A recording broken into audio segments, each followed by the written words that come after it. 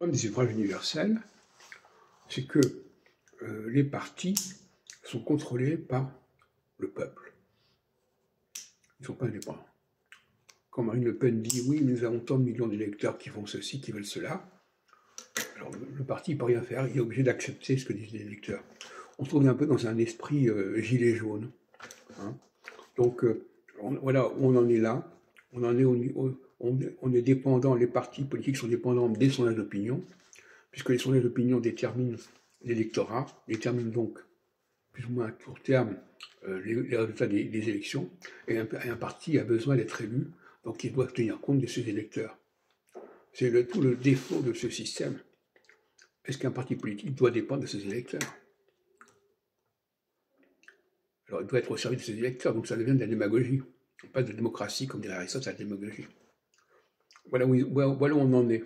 On n'est plus dans le régime des partis, qui est déjà regrettable, mais on est au régime des sondages d'opinion, puisque quand on dit les gens veulent ceci, le peuple veut cela, sondage d'opinion à l'appui. C'est comme ça que ça se fait. Donc, les gens qui font les sondages d'opinion dirigent la politique française. Et les partis politiques sont prisonniers des sondages d'opinion. Parce que les sondages d'opinion déterminent leur électorat. Et donc, ils doivent sentir... Bon, voilà où on en est. Alors, on demande au peuple, c'est-à-dire une abstraction finalement, qui se solde par un certain nombre de chiffres, qui donne l'impression qu'on est dans le domaine de la science.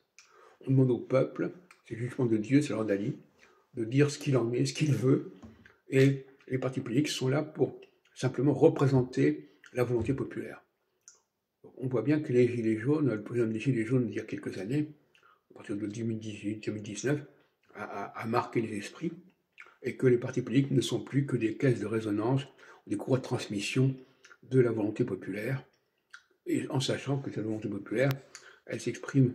Alors quand on parle quand même de la question des retraites, c'est évident que si on demande aux gens, est-ce que vous souhaitez que votre retraite vienne plus tôt ou plus tard, ben, la plupart des gens vont répondre qu'ils préfèrent que ça vienne le plus tôt possible. Bon, alors si c'est ça la politique, ben alors voilà, donc, il faut que les retraites tombent le plus tôt. Donc le sujet des retraites est un sujet démagogique par excellence. Parce qu'on ne peut pas demander aux gens de prolonger leur retraite comme ça. Évidemment, ils vont dire non. Et pourtant, il faut le faire. Donc il y a une contradiction entre les exigences économiques, sociales, etc. Et puis le plaisir, le bon plaisir de chaque individu qui pense à sa petite personne et qui ne veut pas travailler plus longtemps qu'il ne le faudrait. Bon. Et puis je rappelle que l'article 49.3, entre parenthèses, certains n'ont même pas compris comment ça fonctionnait, il ne marche que s'il y a une majorité contre cet article, contre le texte en question. C'est ce qui est arrivé avec Michel Barnier, c'est que lui, pour la première fois depuis 1962, il y a une motion de censure qui a fonctionné, alors que depuis 60 ans, ça n'avait pas fonctionné.